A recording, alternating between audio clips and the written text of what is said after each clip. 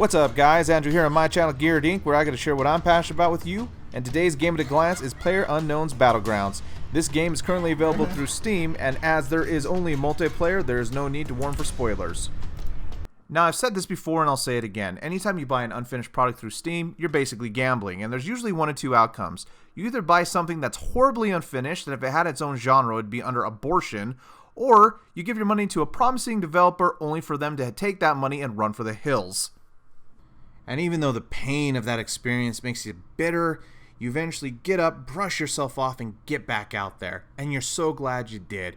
Because this game is an alpha, and it's still better than half the crap they're releasing against it. Enter PLAYERUNKNOWN'S BATTLEGROUNDS, the most fun you're going to have dying. Now, I imagine the developers for this game, Bluehole, who are also responsible for bringing us the game Terra, had just got done with a Hunger Games marathon when they came up for the idea for this game. The premise of the game is beautifully simple. Take 100 players, have them parachute out of a jet into an 8x8 kilometer in-game island, and then initiate a battle royale that is so fun that you might literally shit your own pants. Now, getting started, there's a fairly standard character creation you go through. You get to pick your gender, your sex, your skin color, your hair color, and whatever accessories or tattoos you think mean hope in Chinese. Once that's done, there are more aesthetics you can change, and you unlock through a point system, which at this point is pretty fairly standard as well. Now, each match begins the same. You're put in a queue with 100 other players and get to wait 60 seconds, testing out different weapons that are available in the game, such as grenades, sniper rifles, and crossbows, although you can't kill anybody in this queue. Once that's complete, you're put in a jet, sent over the island from a different angle each time, and you get to choose when you parachute out and enjoy the view.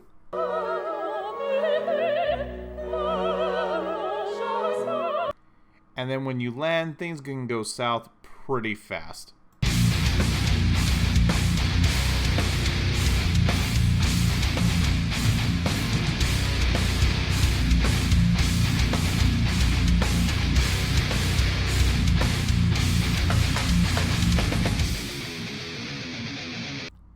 Now, while this can be a frustrating aspect of the game, it's honestly part of what makes it so fun. Every time the round starts, it's basically a speed Easter egg hunt for weapons, ammo, and gear. Now, to add to the chaos of the game, all gear is completely randomized and no two rounds are exactly the same. However, if you go to a place like the military base, you're typically going to be able to find heavier gear and weapons and armor versus if you go to just a cabin in the woods. However, that might not always be the case, and sometimes you're just going to get lucky and find armor and weapons where you would least expect it. There is a number of melee items such as crowbars and machetes, my personal being the frying pan, because hey, who doesn't want to beat someone to death with a frying pan, but you can also deflect bullets with it, bandages to heal yourself, body armor for your body and your head, and a number of aesthetic items that serve to make you look as awesome as possible, as well as the most mismatched road warrior since Mad Max. Now, the main mechanic that makes this game work is at the beginning of each match, there's a designated safe zone shown in a white circle that will eventually get smaller as the game progresses. Get caught outside of the circle, and eventually a blue disintegration field will kill you over time. To add to this, there's random carpet bombings denoted by red circles that add chaos to an already chaotic game, just to add a little bit more edge. What this means is that you're constantly forced into a smaller and smaller area to confront other players until only one of you is left. Now, this game does heavily encourage squad play with teams of up to 4 people. There's a number of vehicles in the game that can seat 2 to 4 people at a time, with non-drivers able to use weapons while traveling. Those who solo queue are at a large disadvantage, as losing your health will result in instant death. However, if you're playing with the team and get shot, with the exception of a headshot with a sniper rifle, you just get downed in a very Gears of War mechanic, meaning a teammate can revive you as long as you're able to stay alive long enough.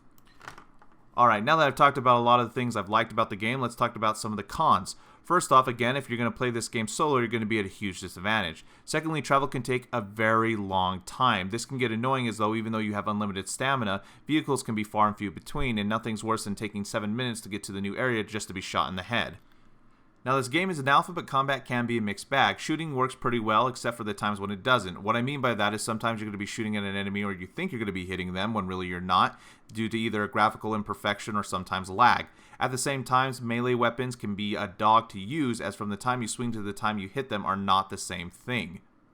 Another point against the game is that sometimes the rounds can feel too long. I'm not asking for the rounds to be 5 minutes by any means, but in certain situations when you get to a position where you're ready to fight or ambush, it can take a very, very long time for the circle to shrink until you see any other players. Obviously, that's the point of the game, to get there first and then to wait for other players to show up to ambush them, but it can take away from some of the fun as you're just sitting there twiddling your thumbs waiting for that circle to shrink.